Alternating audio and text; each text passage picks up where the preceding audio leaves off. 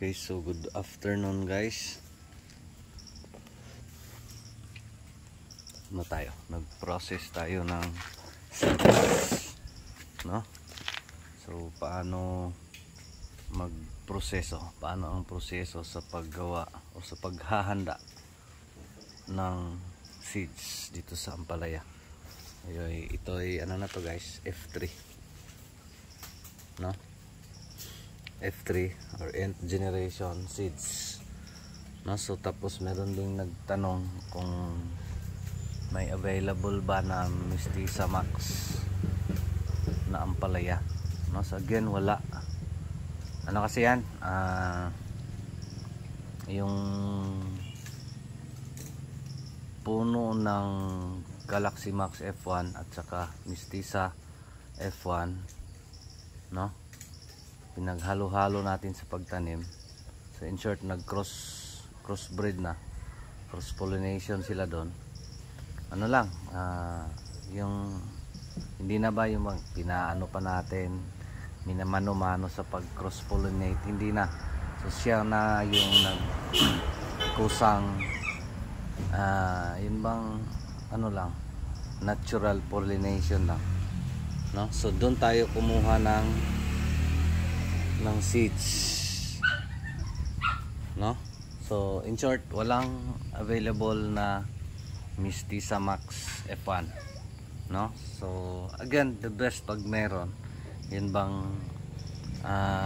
Galaxy Max ang kanyang pagbunga simula na, kasi iba talaga yung Galaxy Max compared sa Mestiza. Of course, when it comes to tamang edad, mabunga naman yung Mestiza talaga, no? So only lang yung Galaxy Max is simula baby hanggang tumanda, mas maramihan talaga. Again, depende yan sa lupa matters, panahon, dami considerations talaga, no? So again, yan yung sagot kung may available ba na Mestiza Max sa market. Again, wala. So sa atin is gumawa tayo ng sariling seeds natin out from Mestiza F1 and Galaxy Max F1, no? Crossbreed. Tapos yan yung tinanim natin, no? So tapos dito naman tayo paano mag-process ng seeds, no? So ginawa ko kanina guys. So ito yung mga may ano pa, yung mga kulay pa, kasi pagkuha ko is kuha lang yun dun sa mga bunga, no? Sa akin dun sa mga malalaking bunga. Pero nakausap ko yung manager sa kaniko, hindi daw necessarily na dun ka sa mga malaking bunga magkuha, no? Kaya pala yung yung mga seeds nila ay may malaking seeds, may mga maliliit. Pero sa atin is yun yung process natin. So again, depende na yun sa inyo, basta yun yung ginagawa ko, no? So paano ako mag process ng seeds is ganito, no? So pagkakuha ko, nilagay ko dyan, ano to guys, tawag ng salahan din. Actually net lang to guys, net, dalawang net gilapi, and para hindi lalabas yung kasi malaki tong butas ng net lang to, DIY lang. Tapos gagawin ko is lagyan ko ng tubig, yan,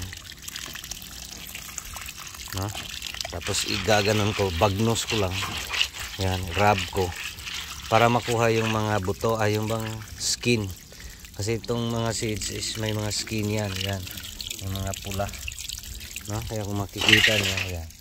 Tapos yung mga puti saka yung mga maninipis ay tinatapon ko, no? So ginaganon ko para madali. Mahirap kaya isa-isahin, matagal. So ganyan lang. Tapos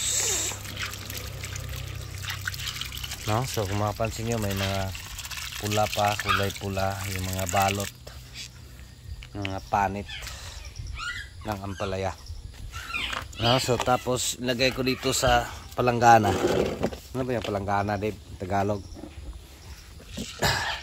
Ito lagay ko dyan, no? Pagkatapos maglagay, ayan.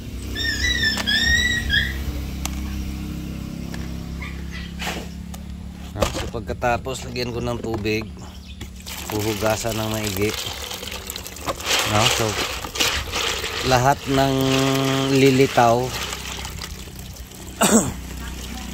ay itatapon ko, no? So lahat ng lumubog, ano kasi to, lulubog, lilitaw, ang lulubog diyan ako kukuha ng seeds. Lahat ng lilitaw ay itatapon, no? Kaya yun yung first kong mga naitapon. Of course di lang yan yung maputi, meron ding iba na maski ganito, no? Kasi yan binitak natin, humok, ano ba yung humok, soft, no? Kaya tinapon natin, no? So dito, ayan. So yung mga lilitaw itatapon natin, pero sa akin hindi lahat, no? Kasi may mga healthy namang seeds na lumilitaw, no? Check ko lang yung mga napakaputi ay yung light, tapos pagkahawak ko ay parang manipis. To tapon ko to, no? Yan. So ito mga lilitaw, hahanapan ko pa, magse-selection pa ako, no? Hindi lahat lulubog, lilitaw. Na? So yan, yung mga maliliit na lilitaw ay hindi ko yan ano. So yan, mayroon pa. So, ito po puti, yung mga maputi, no? Maputi, mga maliliit, tinatanggal ko.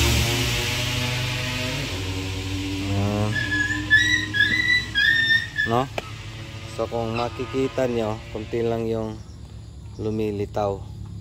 So kadalasan ay andon, no? So base dyan, itong mga nakalitaw, no? Medyo ano naman sila, medyo malaki, no? Tapos hindi naman humok o yung soft.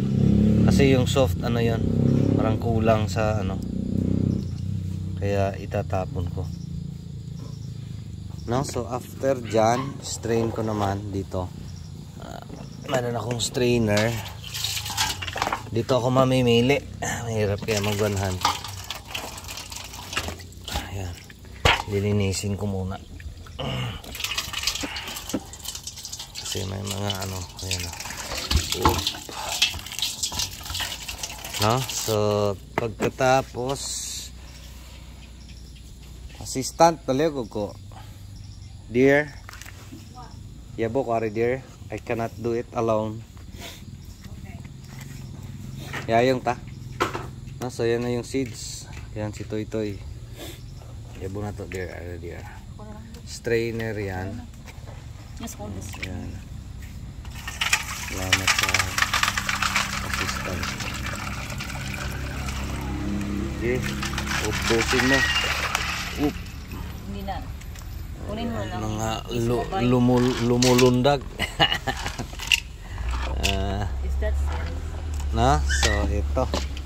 So ito na yung seeds natin, guys. So again dito, ang gagawin ko pa ay mamimili pa ako ng mga maliliit. Kasi may mga maliliit pa talaga lumulundag. Ano sa mga lundag? No? So itatapon ko yung mga maliliit. Ito yung mga mapuputi. So, no? So yung bang nag-sink na mga maliliit ay kukunin ko pa.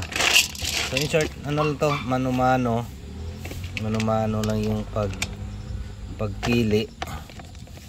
ito mga ganito, medyo light sila, dito yan isasali. Of course nakikita ko yung mga tinatapon ko dyan, ano rin naman, tumubo. No, sa insert parang okay lang, pero sa akin is hindi na, kasi doon ako sa mas mataas yung chance na sisibol talaga. Only pinipili ko lang yung mga medyo maliliit, no? So tapos huhugasan ko pa yan, hugasan ng maigi. So strainer to,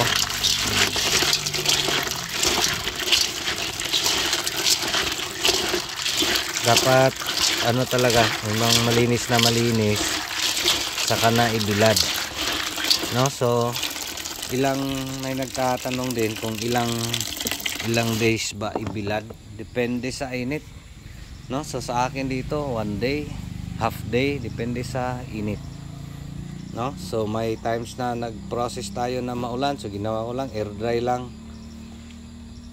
electric fan lang whole night, no? Tapos kinabukasan ibinilad ng 1 oras or 2 hours, okay na. Kasi ano naman tong seeds ng ampalaya is dry na, no? So sa atin is yung pag safe keeping natin dito is dapat walang moist talaga, no? Kaya yung paggawa natin ng yung seeds nating F2, yung tinanim natin ay ano yun, same lang ng proseso nito. Binilad sa araw, after na bilad sa araw, so air dry, electric fan, tapos seal natin doon sa ano. So again dito ang gagawin ko nito is mag-demo ako, no? Kung anong meron sa F3 o yung nth generation. Tapos itong seeds na to ay ano to, mix, halo na to, Green Admiral, no? From Mestiza Max F2, tsaka Green Admiral na F2 din. So in short, tatlong variety yung naka-cross doon sa area, crossbreed. So i-try ko din to. Of course gagawin ko nito, magawa ako ng siguro mga ilang seeds, no? Tapos safe keep ko, itatago ko, no? Para if in case pag maganda yung results, pwede ko pa itanim, no? So tapos may nagtanong din bakit F2, no? So again, insert ko na bakit F2 yung tinatanim natin. Again, uulitin natin is napakalaking savings. Instead bumili ka ng seeds na napakamahal, no? So almost 4,000 na yung 500 seeds, so yung isang can, no? So matitipid natin yon, that's for free kasi F2. Of course may mga kaibigan tayo na F2 na sila, no? So gumawa sila ng F2, bumibili sila ng ilang sobre lang, tapos doon na sila kumuha ng pang similya nila, no? So tapos dito sa atin, bakit F2 yung tinanim natin? Ano ba yun? Chamba ba? Or ano? Again sa atin is hindi in the sense na before tayo nagtanim ng maramihan, sumubok tayo muna.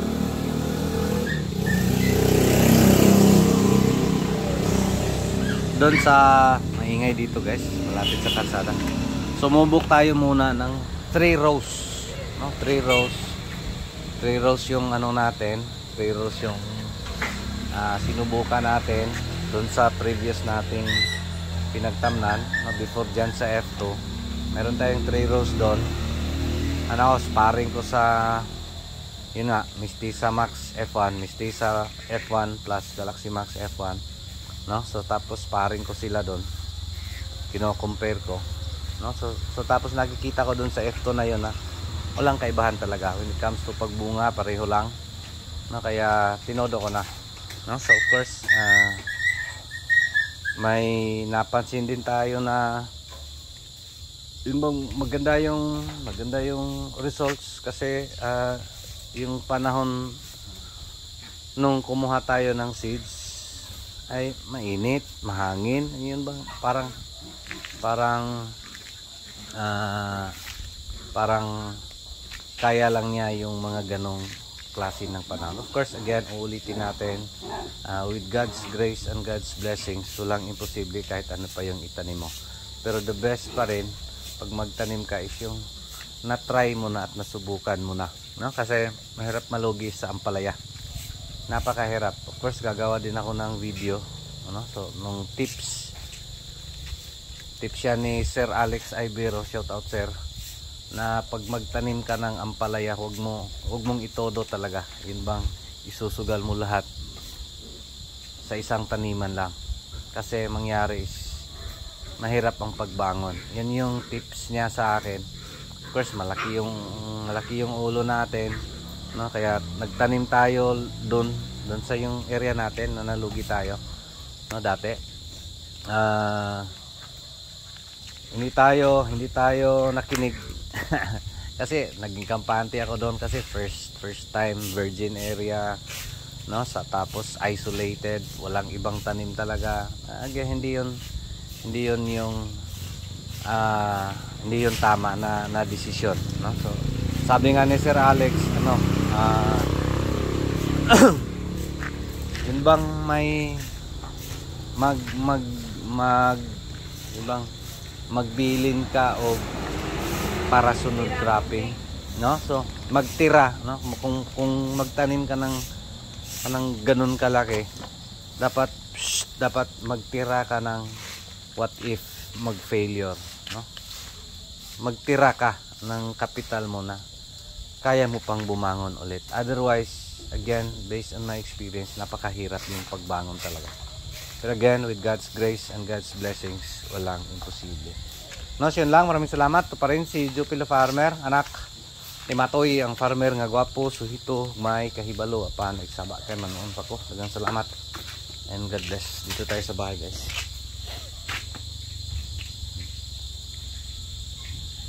Daming plants dito. God bless everyone. Thank you, Lord.